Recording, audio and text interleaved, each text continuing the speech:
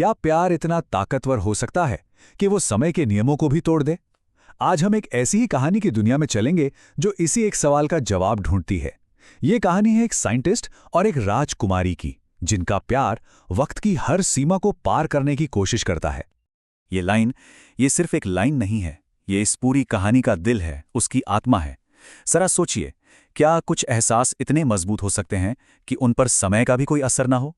चलिए, राघव और देवयानी की कहानी में इस सवाल का जवाब खोजते हैं।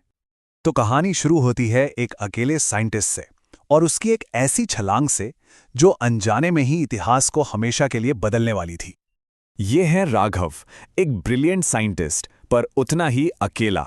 उसकी पूरी दुनिया सिमटी हुई थी उसकी लैब में और उसकी अधूरी टाइम मशीन के चारों तरफ। ये मशीन, ये सिर्फ लोहा नहीं थी उसके लिए, ये उसका अकेलापन बांटने वाला इकलौता साथी थी।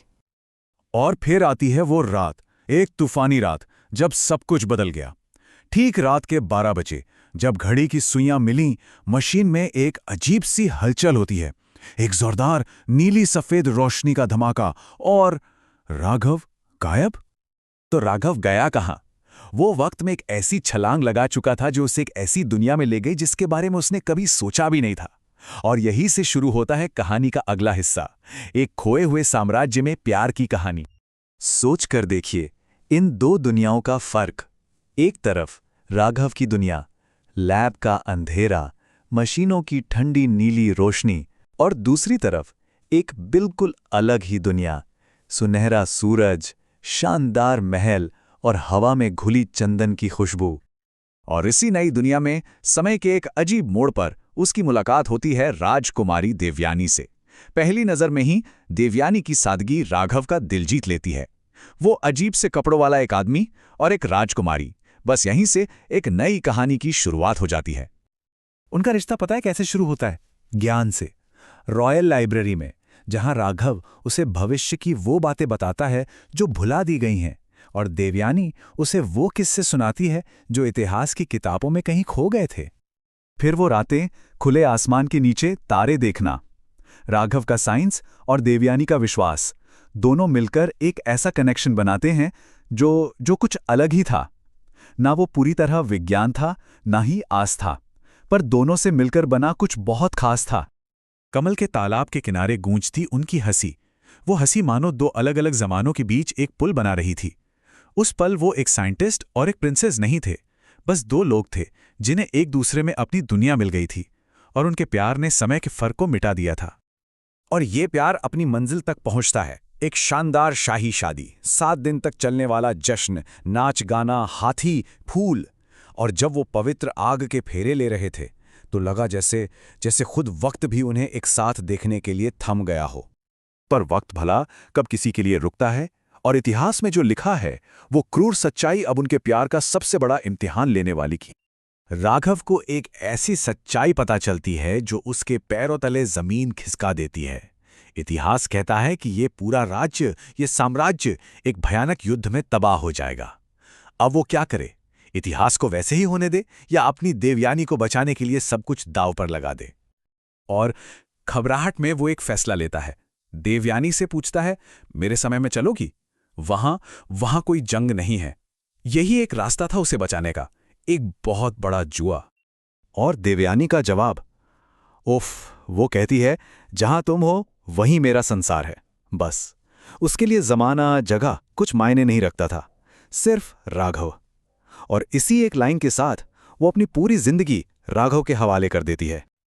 और बस दोनों एक साथ टाइम मशीन की उस तेज रोशनी में कदम रख देते हैं, भविष्य की तरफ, एक ऐसी छलांग जिसका अंजाम किसी को नहीं पता था। लेकिन सवाल फिर वही, क्या प्यार सच में वक्त से जीत सकता है? क्योंकि अब कहानी उस मोड़ पर आती है जहां उनके फैसले का नतीजा सामने आता है और वक्त अपना हिसाब बराबर करता है। 21वीं सदी, देवयानी के लिए ये दुनिया किसी जादू से कम नहीं थी। कारें, बड़ी बड़ी बिल्डिंग्स, फोन की स्क्रीन, सब कुछ वो एक बच्चे की तरह हैरानी से देखती है। लेकिन ये दुनिया उसकी थी ही नहीं, उसकी आत्मा यहां एक अजनबी थी। और यहीं समय का सबसे बेरहम नियम सामने आता है। उसका शरीर इस जमाने को अपना नहीं पा रहा था। वो धीरे धीरे जैसे हवा में घुलने लगी, पारदर्शी होने लगी। उसकी आवाज कमजोर पड़ने लगी। वो एक ऐसे फूल की तरह थी जिसे बेमौसम खिलने पर मजबूर कर दिया गया हो, और हकीकत उसे मिटा रही थी। अपने आखिरी पलों में वो राघव का हाथ पकड़कर बस इतना ही कहती हैं, मैं तुम्हारे समय की नहीं हूं, पर हमारा प्रेम समय से परे है। और इन शब्दों के साथ वो उनके प्यार को हमेशा के लिए अमर कर जाती है। तो क्या देवयानी के जाने के साथ ही कहानी खत्म हो गई? नहीं, बिल्कुल नहीं। कहानी का असली मतलब उसके दुखद अंत में नहीं, बल्कि उस अमर कहानी में है जो वो दोनों पीछे छोड़ गए। टूटे दिल के साथ राघव वापस जाने का फैसला करता है, उसी अतीत में। ये कोई हार नहीं थी, ये प्यार था। वो वापस उसी जगह जाना चाहता था जहां उसे देवयानी मिली थी। भले ही अब वो वहां नहीं थी, पर वो उसकी यादों के साथ जीना चाहता था, उसी हवा में सांस लेना चाहता था। और यहीं से जन्म होता है एक लेजेंड का, एक कहानी का। लोग कहते हैं कि सदियों बाद भी उस महल के खंडरों में दो साए दिखाई देते हैं, एक साइंटिस्ट का और एक राजकुमारी का, जो आज भी एक दूसरे का हाथ थामे हुए हैं। तो आखिर में सवाल यही बचता है कि अगर प्यार वक्त के नियम नहीं तोड़ सकता, तो क्या वो अपनी एक अलग ही दुनिया बना सकता है?